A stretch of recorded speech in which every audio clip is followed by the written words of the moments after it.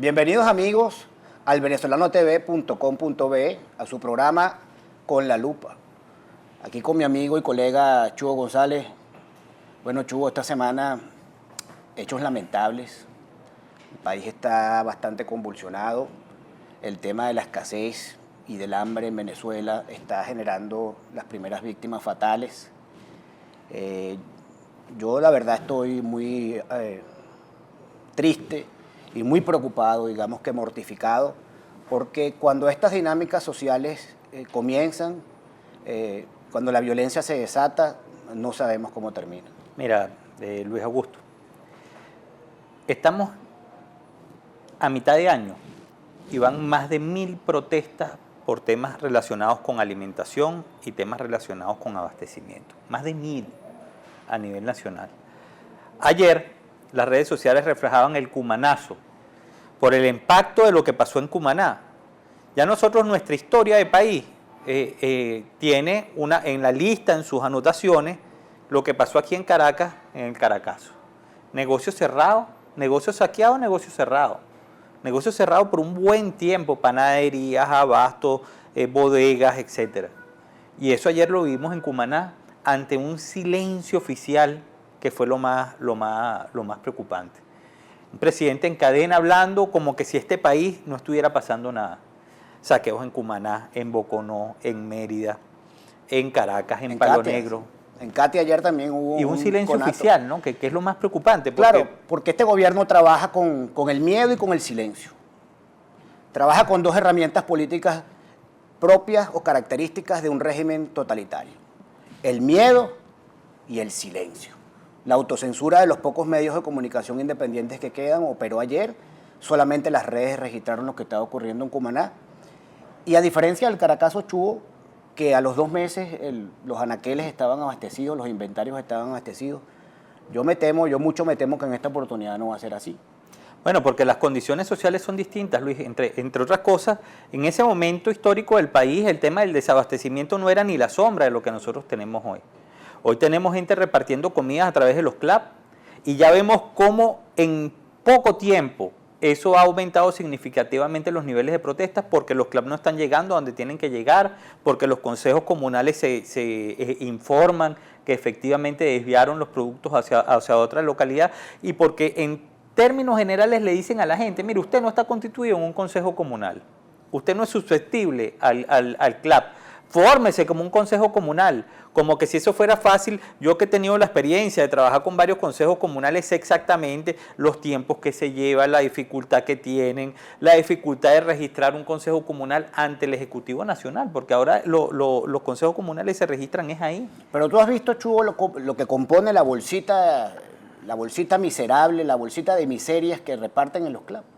Tiene un paquete de arroz, o sea, 1 kilo de arroz, un paquete de 500 gramos u 800 gramos de leche en polvo, una botellita de aceite, 1 y 2 paquetes de granos, que pueden ser caraotas o arvejas, y eso se supone que con eso debe sobrevivir una familia durante un mes. El gobierno lo que está es traficando con la miseria y con el hambre de la gente. Mira, hoy el descaro, usted está viendo un programa de televisión y en el descaro venía un diputado del bloque oficialista y decía: no, lo que pasa es que los CLAP son la solución absolutamente para todo. Porque además que es un mecanismo de control político, que eso ya nosotros aquí en esta televisora lo han discutido muchos otros programas, pero él decía: bueno, si usted, cuando el CLAP llegue a su casa, le van a levantar una lista. Si usted tiene un problema cardíaco, anótese ahí en la lista que en algún momento le llegará la medicina en su bolsita. Como que si nosotros hace un mes no hubiéramos visto al presidente montando una línea 0800, atiende tu medicina aquí, y que fracasó estrepitosamente. ¿Por qué? Porque resulta que no puedes distribuir lo que no tienes. Tú no puedes distribuir lo que no tienes, y eso es lo que no se entiende aquí.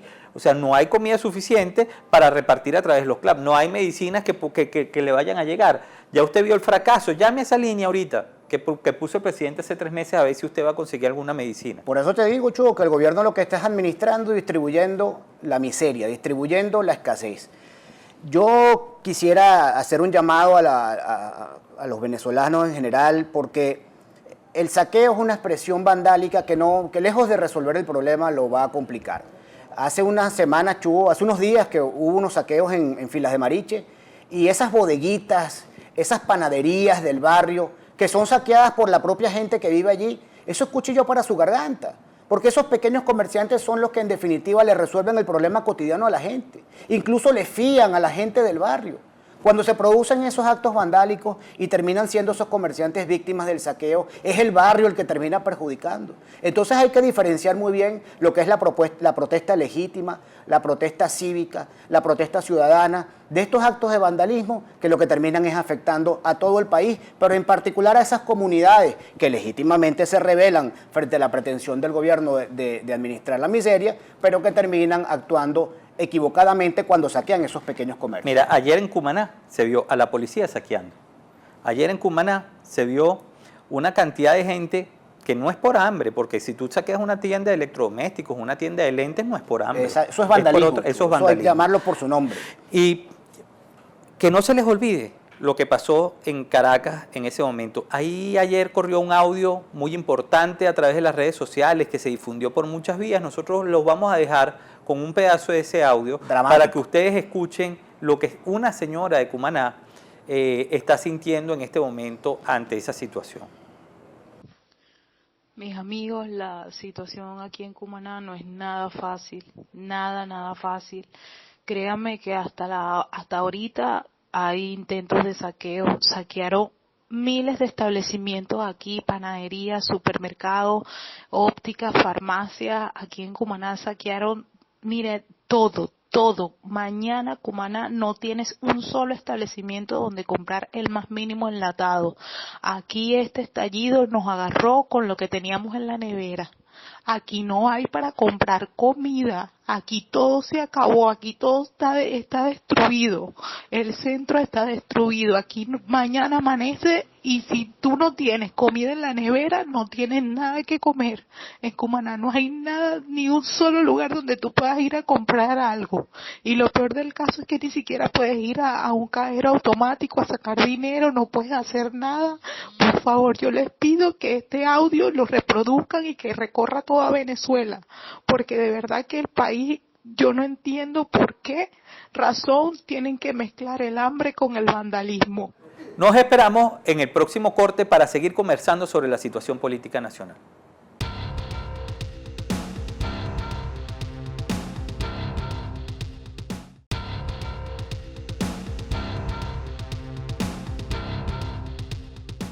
Bueno, amigos, ya ustedes escucharon lo que esta señora que vive en Cumaná planteaba, la angustia, la desesperación de un pueblo que no le ve salidas ya no a mediano plazo a su crisis familiar, sino que no sabe qué va a comer mañana.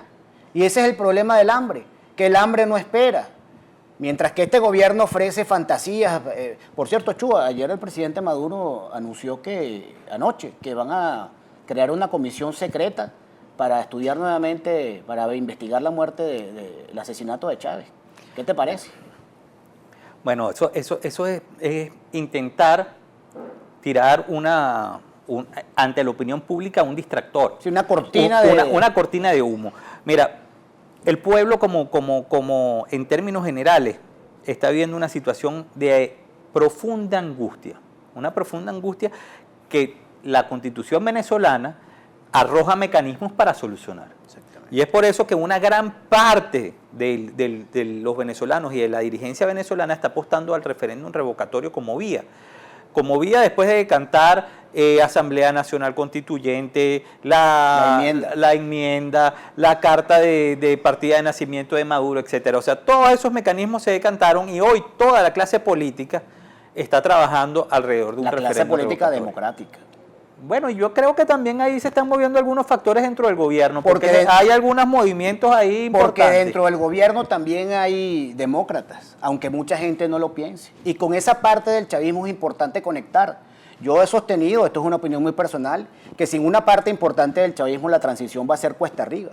Lo que sí es cierto, como dice Chugo, es que el referéndum revocatorio se ha convertido en un sentimiento nacional. Lo recogen las encuestas, Chugo. Más del 70% visualizan al referéndum revocatorio como el mecanismo, la salida expedita para darle una respuesta a la crisis. Mira, yo ayer estaba sacando unos numeritos. Y si el referéndum revocatorio fuera este domingo, la oposición ganaría con sacándole 1 millón de diferencia a lo que necesita sacar, que son 7.400.000 votos.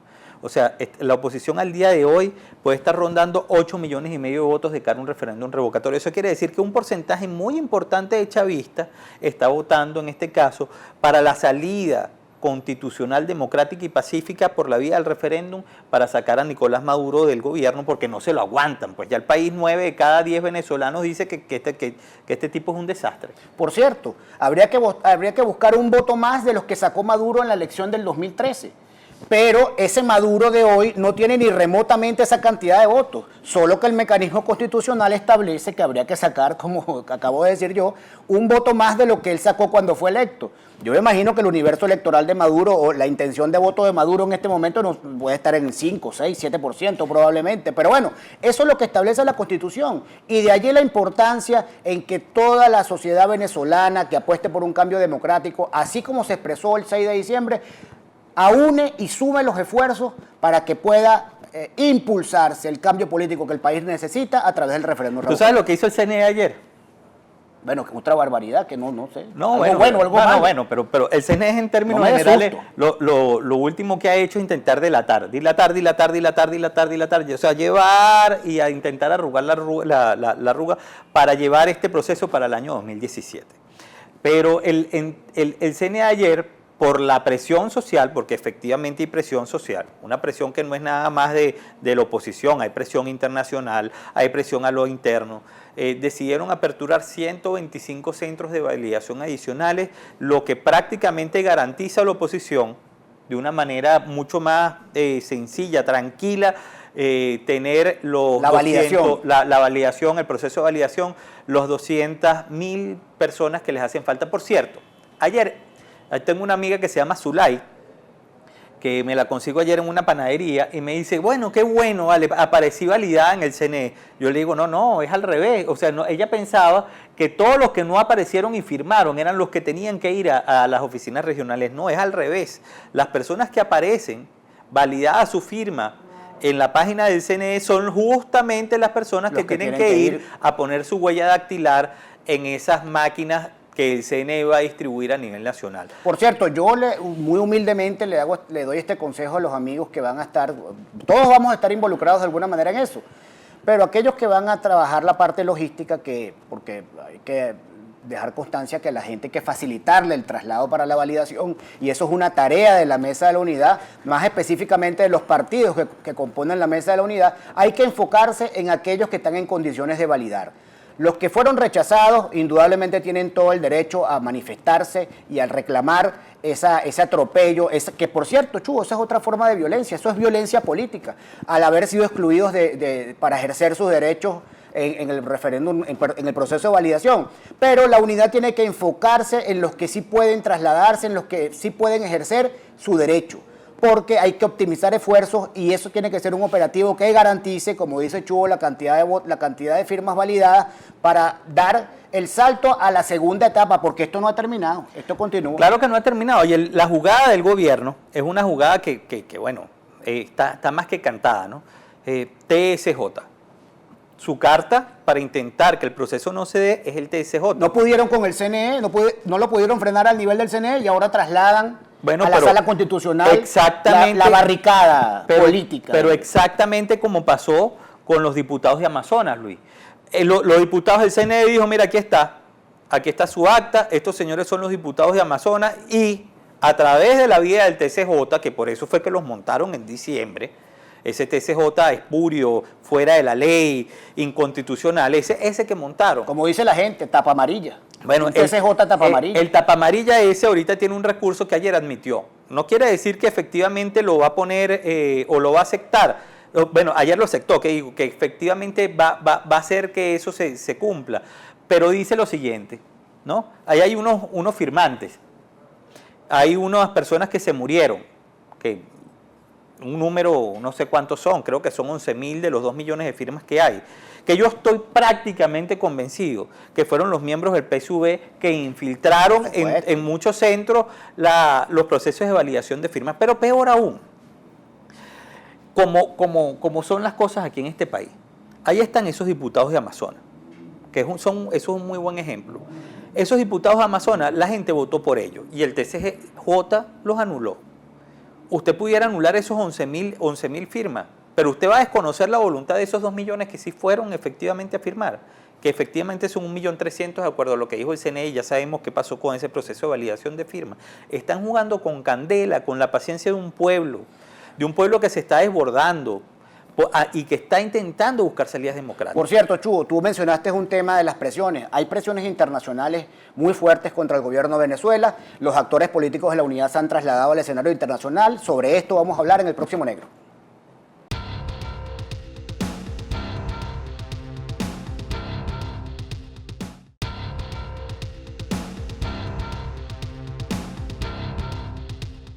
Estimados amigos, aquí estamos otra vez retomando el tema que teníamos al final del corte, que es el tema internacional.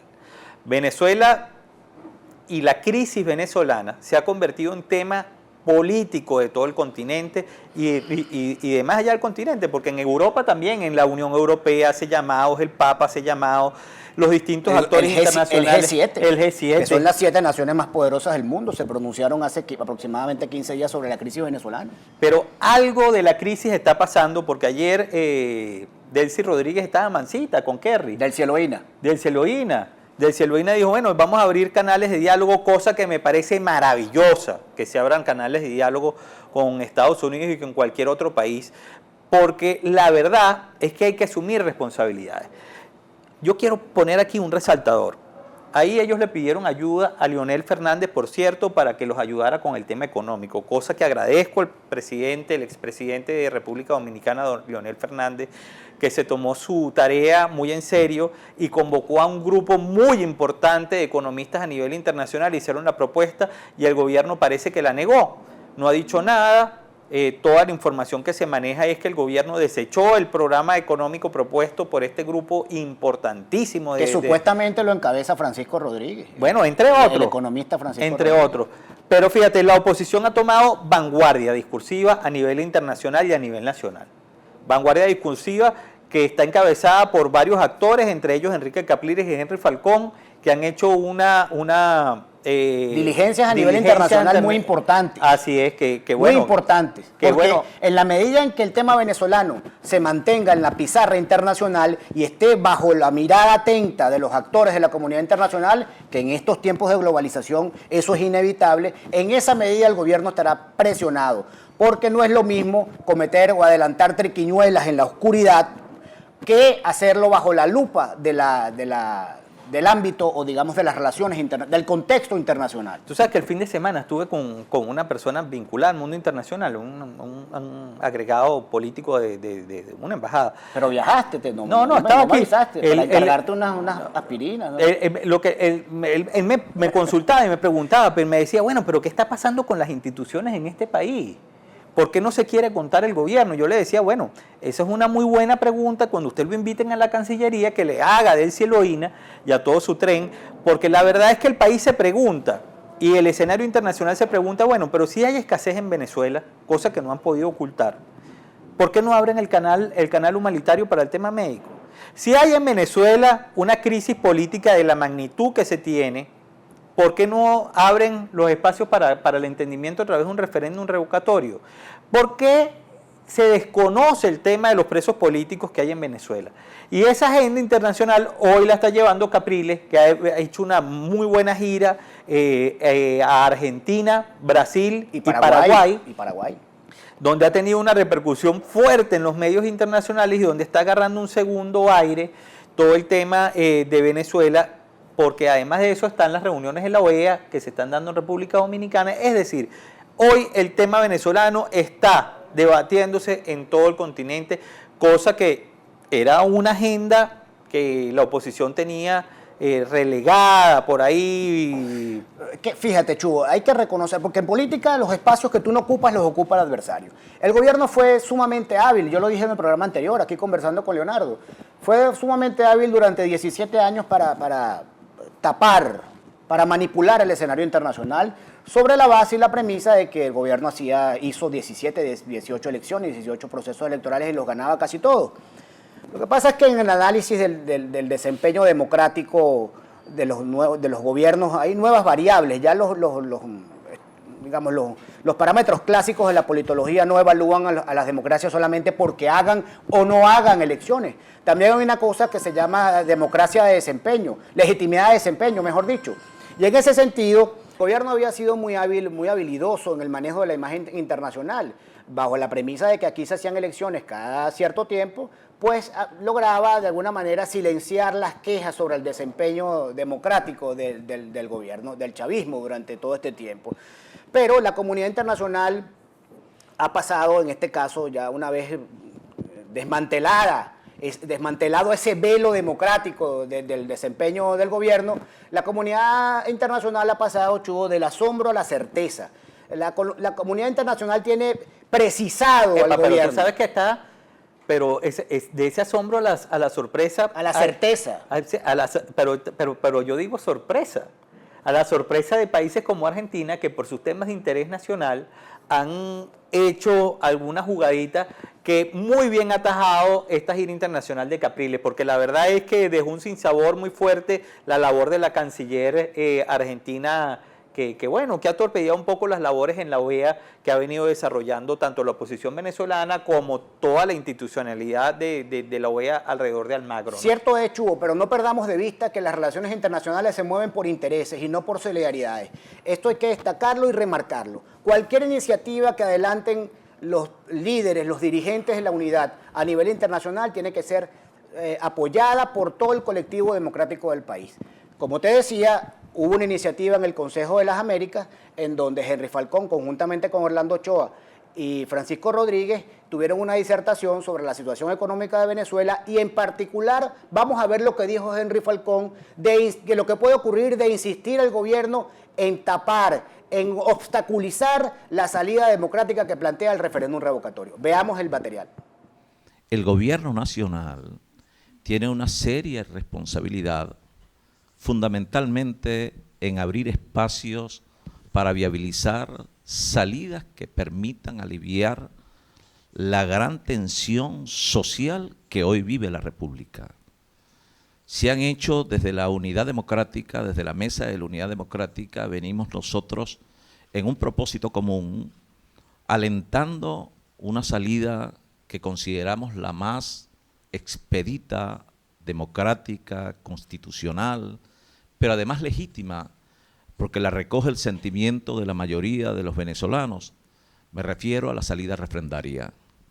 Si el gobierno nacional, en el entendido de la realidad social, que presiona constantemente y que obliga a resolver la situación de hambre, de mortalidad, de decadencia de servicios, de criminalidad, entiende su compromiso social, más allá de su cálculo político, su subsistencia, frente al agotamiento del modelo de gobierno, entonces creo que nosotros los venezolanos pudiéramos transitar a una etapa de gran diálogo nacional para lograr un acuerdo con todos los sectores, sin ninguna excepción, para recuperar la productividad, para poder afianzar elementos en el marco de lo institucional que permitan generar confianza y así poder atraer nuevas inversiones y trabajar en un plan complementario que de alguna manera atenúe o pueda atenuar la situación de descomposición que afecta fundamentalmente a los sectores más deprimidos.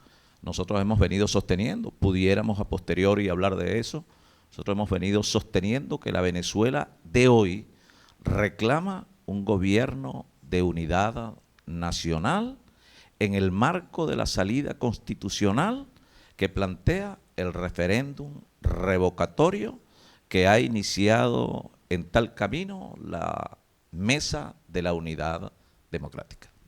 Gracias. Bueno, estimados amigos, después de toda esta información que hemos manejado el día de hoy, yo nada más les pido que chequen, que analicen bien qué es lo que está viviendo el país y que empujen esa situación de recolección de firmas la